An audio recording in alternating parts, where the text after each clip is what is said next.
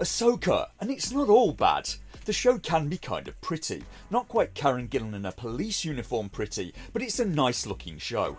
This review may be controversial and may make nobody happy, because a lot of other reviewers seem to be panning the show again. I've been being a bit harsh on it so far, and I'm not intentionally being a contrarian when I say that episode 5 was probably my favourite episode of Ahsoka so far. This is going to be a bit of a backhanded compliment though. It was my favourite because almost nothing happened. That may sound odd, but bear with me. In this episode, Hera rescues Ahsoka from where she'd been floating still alive underwater somehow after Baylan knocked her off of a cliff. And then Ahsoka goes to another galaxy inside a space whale. And that's kind of the entire plot of the episode. Yes, really. So why did I like it, you may ask? Well, because nothing happening got rid of one of my biggest problems with the show, that being characters doing things that make no sense given their character and knowledge. And they can't do things that make no sense if nothing happens, can they? So almost nothing happening in the episode was kind of an upgrade. If someone has been doing things that are dumb and crazy, then changing to doing nothing instead is an improvement. And with those things mostly missing, what we're left with are some good acting performances. David Tennant really stood out again. Even with his hands tied playing a droid, he can still steal the show. Hu Yang? I told them to stay together. But they never listened. And what was also left was some frankly very nice cinematography. The cinematography has been quite nice for the whole series. Of the faults that the show has, that's not been one of them. Sadly, one of my other biggest problems with the show was nothing happening. But with almost nothing happening, what was left was an extended dream sequence where Ahsoka saw her old friend and mentor turned genocidal space dictator Anakin Skywalker back in the form of a Force ghost. Or maybe it was a hallucination. He came back to teach his old student one more lesson.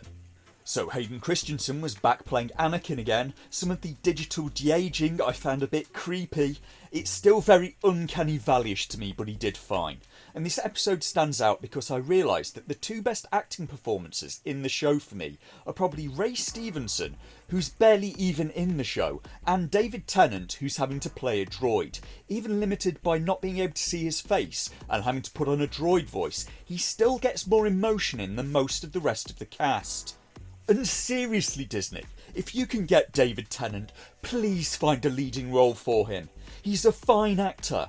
You have someone there who has Alec Guinness levels of acting. What are you doing? He may even be better than Alec Guinness. Why have you got him in a bit part? Now, the Empire have always kind of been, for reasons, the space British.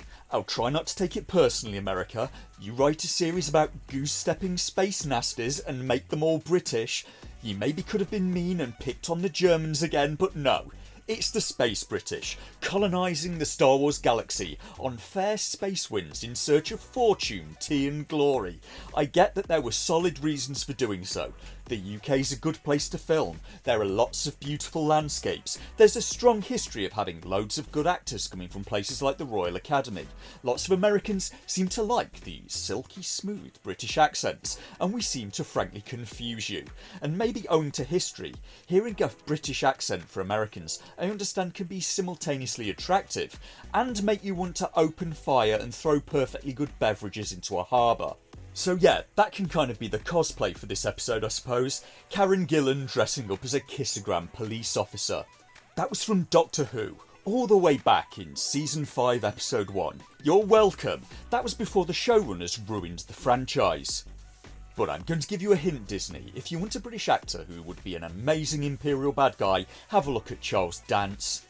He has that Peter Cushing playing Tarkin quality, and frankly I love Peter Cushing, but Charles Dance may be an even better actor, and in some ways they're not so far off with Ahsoka. It's writing character motivations that really lets the series down, and plot holes, and the two leading actresses' performances maybe being a bit flat, and the bad guys needing a lot more building up and time for me. Get those things right and the show would have been far better. Because Grand Admiral Thrawn is kind of the MacGuffin of the series so far. He's had a few lines said about him, but we haven't seen him. Most of his establishing as a bad guy happened in other shows and books. Morgan Elspeth has not really been established in this series either. She's had no build-up. Her backstory was all contained in one episode of The Mandalorian, where they also barely built her up as a threat either. 5 episodes in, we basically know nothing about Shin, and we know even less about Marok. I couldn't even tell you if Marok's still supposed to be alive, and they haven't done a great job with Balon either. And geez, how little material have they got for this show, that they can have a whole episode with so little content in it. Hera lands on the planet Cetos, finds David Tennant bot, and David Tennant's hands down the best actor in this episode. How does David Tennant still get so much emotion in, even as a droid? Hera's son is force sensitive and can sense Ahsoka somewhere out in the water, and that's most of the episode. Hera looking for Ahsoka, while Ahsoka is unconscious in the sea, having visions of Anakin Skywalker, like these. Anakin.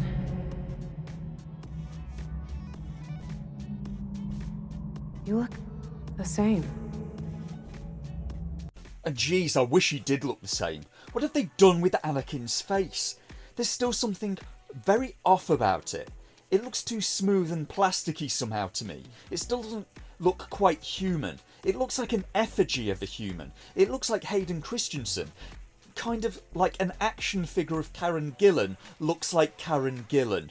The action figure still has a lot of Karen Gillan-y goodness, but don't look at the knees.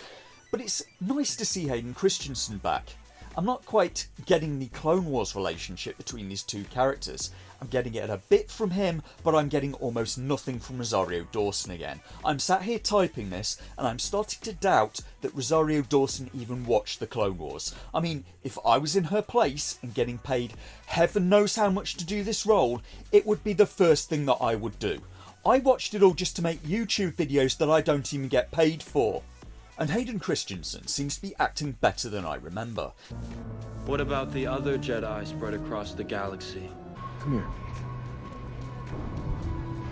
This is war, Ahsoka.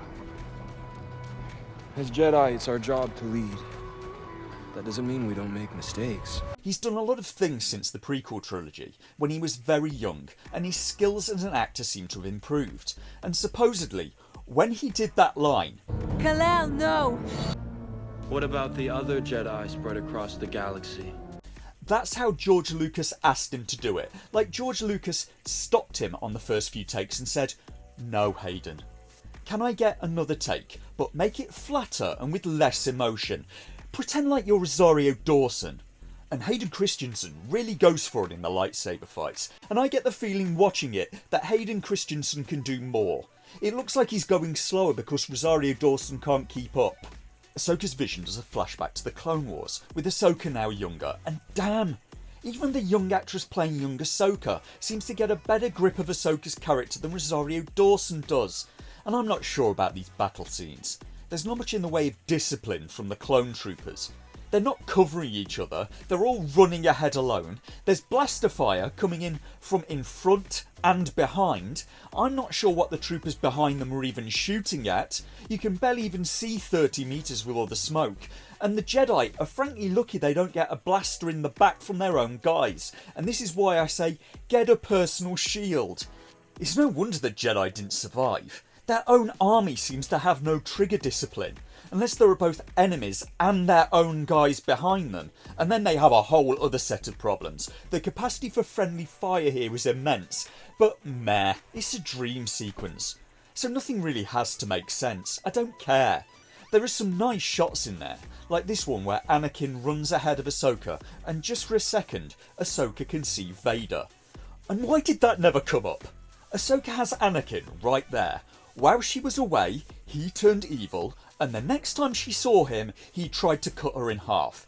Now he's there, he's Anakin, as you remember him, and you never even take the time to ask him what happened. Was she not curious? So Anakin teaches Ahsoka one last lesson, but by the end of the episode, I'm still not sure what that lesson was supposed to be. Lightsaber skill, maybe? I'm not sure what moral lesson Ahsoka was supposed to have learned. Maybe she was supposed to have learned, if you want to live, you have to fight like it's a war, but I don't get the show's overall message. Anakin tells Ahsoka that she has to fight or it will cost her her life, and then she sees Anakin walk away, and in a flash, he's Vader. Was that something she was supposed to do, or something she was supposed to avoid? Because I'm getting very mixed messages here. And then yeah, Ahsoka beats Anakin Vader in a duel in her vision. Hera finds Ahsoka, she didn't drown for reasons, and Ahsoka goes after the bad guys by hitching a ride inside the mouth of an intergalactic space whale. I mean, do I really need to say any more? What about the other Jedi spread across the galaxy?